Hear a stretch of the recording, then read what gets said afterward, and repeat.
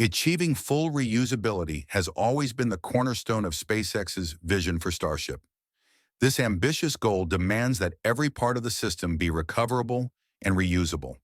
While much of the attention has been on the reusability of the Super Heavy booster and the Starship spacecraft, one critical component now in the spotlight is the hot staging ring. Recently, SpaceX surprised many by launching a recovery effort for this key part, signaling a potential breakthrough in its journey toward full reusability for future missions. How are these recovery efforts progressing? What innovations is SpaceX planning to refine the system further? These are the questions we'll explore in today's episode of Great SpaceX.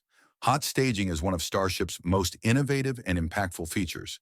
Not only does it create awe-inspiring moments during launches, but it also enhances the efficiency of the two-stage separation process. First introduced during Flight 2, hot staging quickly proved its importance in ensuring mission success. However, starting with Flight 4, SpaceX implemented a significant modification known as hot staging jettison. This new approach involves discarding the hot staging section mid-flight instead of retaining it atop the Super Heavy booster. Since its introduction in Flight 4, this method has been employed consistently and is expected to be used again in the upcoming Flight 7. This change surprised many observers. To address questions about this approach, SpaceX has been actively recovering these discarded components post-flight. This effort bore fruit recently when the recovery ship HOS Ridgewind was spotted retrieving the hot staging ring from the Gulf of Mexico. This is the same ship that previously returned the aft section of Booster 11 to Starbase. Remarkably, the hot staging ring appeared largely intact despite spending days underwater. Although slightly deformed, likely from the force of hitting the water or the stress of separation, it remains a valuable artifact. Its retrieval provides SpaceX with an essential sample for analysis, enabling the company to make improvements for future missions. However, the reality is that reusing a discarded ring in its current state is challenging. This limitation highlights a drawback of the jettison approach. If the ring could be returned with the booster, it might be more readily reusable. So why did SpaceX decide to discard it in the first place? The decision traces back to Flight 3, when Booster 10 nearly reached the water before a last-minute issue disrupted the landing. This incident prompted SpaceX to make a change for Flight 4. The problem lies in the mass of the hot staging ring and its impact on the landing process. The Super Heavy booster's dry mass is around 250 tons, with only 20 tons of fuel remaining during landing. The hot staging ring weighs roughly 10 tons, a small but significant amount that affects the mass-to-fuel ratio and complicates landing dynamics. By discarding the hot staging ring, SpaceX reduced the booster's mass, simplifying the landing process. This adjustment proved effective. All three flights employing this method achieved controlled landings, culminating in a precise catch by the Mechazilla arm during Flight 5. Still, jettisoning the hot staging ring is not a long-term solution. The ocean exposure compromises the component's reusability. To fully optimize reusability, the ring must be retained with the booster.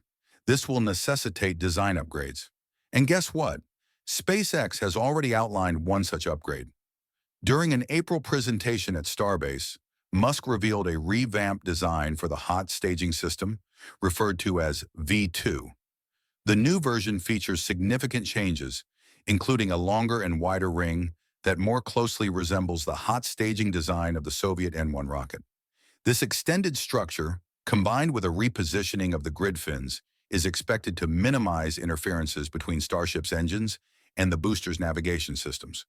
The V2 design also incorporates wider vents to more effectively release heat and pressure, an increasingly important feature as Starship's thrust capacity grows in future iterations. Additionally, the redesigned ring is simpler and lighter, optimizing its mass and reducing its impact on the booster's landing performance. If successful, this upgraded design could become the standard for future Starship missions. SpaceX's V3 version, which will debut in later iterations, reportedly builds on the principles established in V2.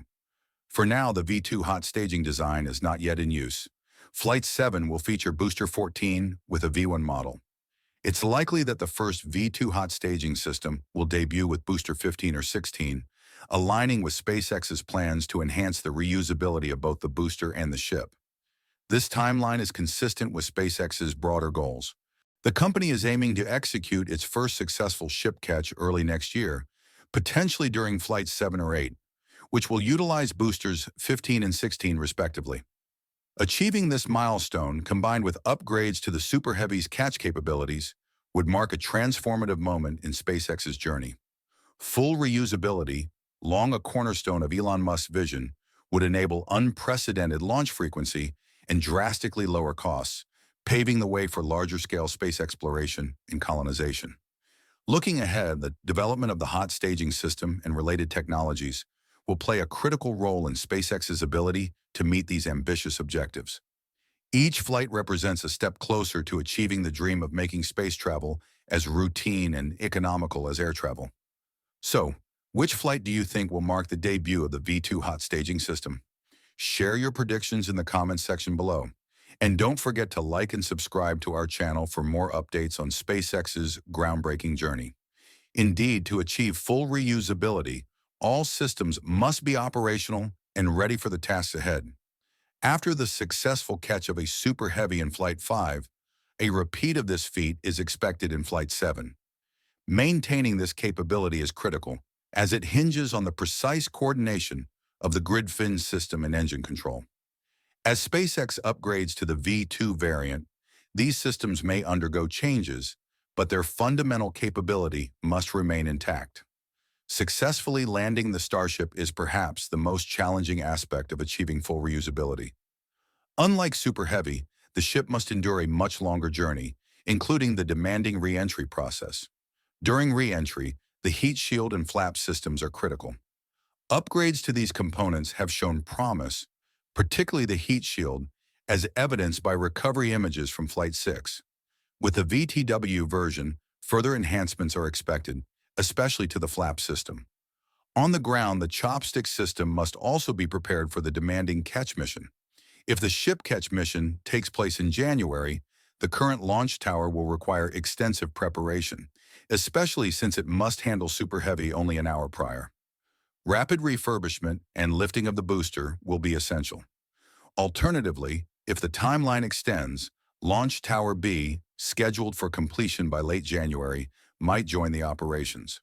While hot staging may seem less critical than other components, it remains a vital piece of the puzzle for achieving full recovery and reusability. SpaceX's efforts to optimize this aspect will be closely watched as they continue refining their systems.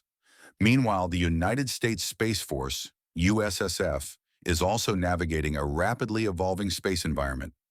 On December 7th, at the Reagan National Defense Forum in California, General David D. Thompson, the USSF's Vice Chief of Space Operations, highlighted the growing challenge posed by China's advancements in space technology. The adversary is quickly shrinking that gap, and we have got to change the way we approach space pretty rapidly today. That capability gap is in our favor, but if it goes negative on us, it's going to be a really bad day, General Thompson warned. While he did not outline specific actions by China, his comments alluded to a range of activities including satellite jamming, anti-satellite weapons development, cyber attacks, and the deployment of drones. Thompson described these activities as very unsafe and unprofessional. The general also acknowledged the Space Force's limitations in addressing these challenges. He emphasized the importance of collaboration with commercial and international partners. In the past, we didn't believe we could count on our commercial partners and international partners during times of crisis. That has completely changed, he noted. He added, "We're trying, with very limited resources, to get after an enormous demand signal coming out of our joint force."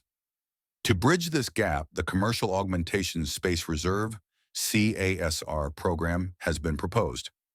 Under this initiative, private companies would commit to providing essential systems for military use during emergencies at a cost-effective rate. The proposal has garnered support from lawmakers such as Republican Rob Whitman. It shouldn't just be about satellite services. We have to make sure it includes launch vehicles. We have to make sure that our reserve is there too, where if called upon tomorrow, we could respond at the speed of relevance, Whitman emphasized. The general concluded, "We must act now to ensure that the capability gap doesn't shrink to zero, or worse, go negative." These mounting demands inevitably place SpaceX in the spotlight. With its dependable launch vehicles, cutting-edge satellite systems, and unparalleled pace of innovation, SpaceX is uniquely equipped to address the Space Force's evolving needs. As traditional aerospace giants like Boeing and ULA grapple with challenges, SpaceX's role becomes increasingly indispensable. This growing reliance is both a profound honor and a substantial responsibility for the company, as it must balance groundbreaking technological advancements with a steadfast commitment to promoting global peace and security. SpaceX's achievements in advancing full reusability and addressing national security priorities highlight its pivotal role in the rapidly evolving space industry. As international competition accelerates, the coming months will be critical in showcasing how SpaceX and its partners rise to meet these challenges. The world is watching, and this new chapter of space exploration and defense promises to be nothing short of extraordinary. That wraps up today's episode. Thank you for joining us, and as always, this has been Kevin from Great SpaceX. Until next time, keep looking up.